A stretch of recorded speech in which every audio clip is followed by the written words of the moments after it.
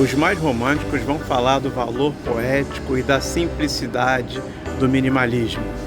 E nós tratamos das questões financeiras com a mesma simplicidade e naturalidade em nossa família, desde que a Isabela era uma criança. Hoje ela cresceu, já está com 16 anos e ela é a responsável para me ajudar a encontrar as melhores opções para investir o nosso dinheiro. Bem-vindos e bem-vindas ao essencial do nosso canal. Numa época de tanto consumo, é essencial que a gente prospere com o canal Criança que Lida com Dinheiro. O essencial da vida nos mostra que a vida é bela, Isabela, sobretudo para aquelas pessoas zelosas com o seu dinheiro. Eu tenho observado algumas pessoas, o comportamento das pessoas com o seu dinheiro e tenho visto que as futilidades roubam o seu dinheiro. Por que então você continua jogando o teu dinheiro fora? Talvez apareça alguém e diga o seguinte: olha, o dinheiro é meu, eu faço dele o que eu quiser. De fato, essa pessoa tem razão, porém, se ela não estiver minimamente preparada, ela vai criar uma dívida ou vai ampliar a sua dívida a cada dia. Portanto, minha filha, isso é uma escolha. Por que as pessoas jogam tanto o seu dinheiro fora? Essas futilidades continuam roubando o seu dinheiro. Dessa vez, a gente recebeu um livro como uma sugestão de leitura de uma amiga de adolescência. Ela acompanha o nosso canal, ela assiste os nossos vídeos e disse que esse livro tem tudo a ver com a gente, tudo a ver com o nosso trabalho. O esquisito mesmo é o subtítulo, né? Quem gostaria de ter menos alguma coisa? Eu poderia ter menos dor de cabeça, ter menos aborrecimento, menos guerras pelo mundo, mas em geral as pessoas querem ter mais alguma coisa. Mais dinheiro, mais prosperidade, mais amizade, mais felicidade. Portanto, eu me refiro ao livro Essencialismo, a disciplinada busca por menos. Mas na página 14, o autor ele mostra essa figura aqui. E ele diz que se a gente avançar, se a gente quiser tudo, se a gente focar em tudo, a gente vai avançar 1 milímetro em cada direção. Você tem o Bombom, é um Yorkshire de 5 anos apenas, e você cuida dele com todo carinho, com todo amor. Imagina se você tivesse 6 cachorrinhos. Cuidaria de todos eles com a mesma atenção, com o mesmo amor que você cuida do Bombom? Na página seguinte, o autor mostra essa figura aqui. E ele diz que quando a gente tem poucas opções, a gente consegue concentrar a nossa energia e colocar energia total naquela tarefa, naquela atividade. Com os investimentos, funcionam da mesma forma. Os medalhões vão dizer que a gente precisa diversificar. Nós temos os nossos investimentos, gostamos de cuidar dele e cuidar com atenção. Por isso, eles crescem de forma segura e crescem de forma constante. E dentre tantos ativos, nós escolhemos os fundos imobiliários e as ações. Nós temos um pouco também de renda fixa para suportar aqueles momentos de emergência. Como então a gente vai combinar as duas estratégias expostas lá naquelas 2 páginas? Eu tenho visto as pessoas investindo numa gama enorme de ativos e de ativos diferentes. Elas mal conseguem acompanhar cada um dos seus ativos. Parecem mais um cego guiando outro cego. Dá para imaginar uma cena dessas? As ações são um tipo de investimento.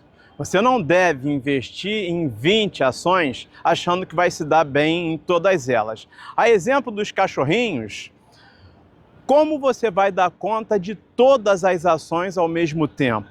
Nós temos 5 ações e as acompanhamos de perto. E quando atingirmos uma meta em número de ações, aí sim a gente vai estudar e escolher uma outra ação para compor a nossa carteira. Poucos investimentos nos permitem menos esforço, um esforço mais concentrado para que a gente tenha melhores resultados. Mas alguém poderia dizer que é arriscado investir em ações. Nós estivemos em São Paulo, na Bolsa de Valores de São Paulo, e vimos umas fotos que de fato mostravam que a Bolsa de Valores é um lugar de negócios, um lugar de compra, um lugar de venda, portanto, um mercado de riscos. Mas onde estão esses riscos? Como a gente pode identificar os riscos?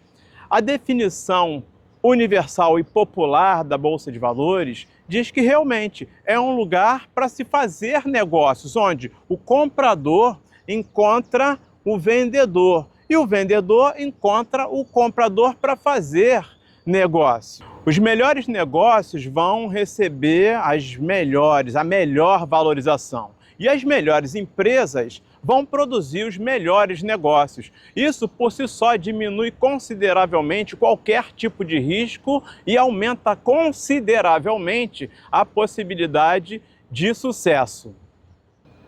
E o risco faz parte do jogo, Isabela. A gente tem o risco de perder, mas tem também o risco de ganhar muito dinheiro. Você precisa conhecer o ativo, você precisa criar uma estratégia, precisa criar conhecimento para te gerar segurança. O risco ele aumenta na razão direta que você não sabe o que está fazendo.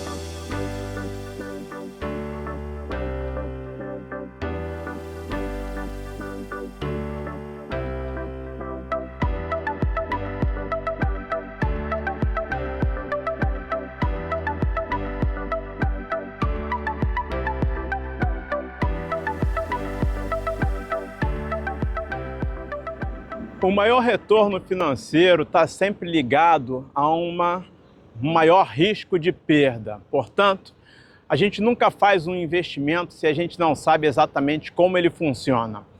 Nós não entendemos, por exemplo, como que as criptomoedas funcionam. Então, nós temos tantas e boas alternativas para investir o nosso rico dinheirinho, nosso suado dinheiro. Então, se eu não entendo, tenho insegurança, não sei como é que funciona, então eu procuro logo um outro ativo.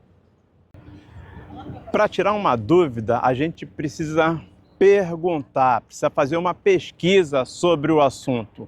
A informação ela vai trazer segurança e firmeza aos nossos passos. Certa vez eu li que quando a gente faz uma pergunta, ou seja, as perguntas vão fazer com que a gente trate do problema, que a gente conheça o problema. E as respostas, elas vão nos dizer se devemos seguir naquela direção.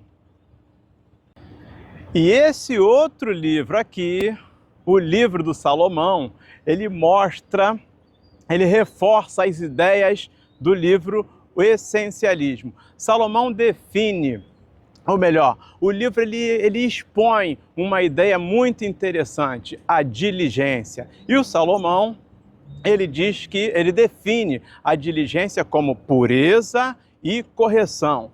Pureza significa que você dedica tempo suficiente para poder cuidar de alguma coisa. Como, por exemplo, se você quiser ter sucesso no mundo das ações, você precisa de estudo e você precisa de dedicação.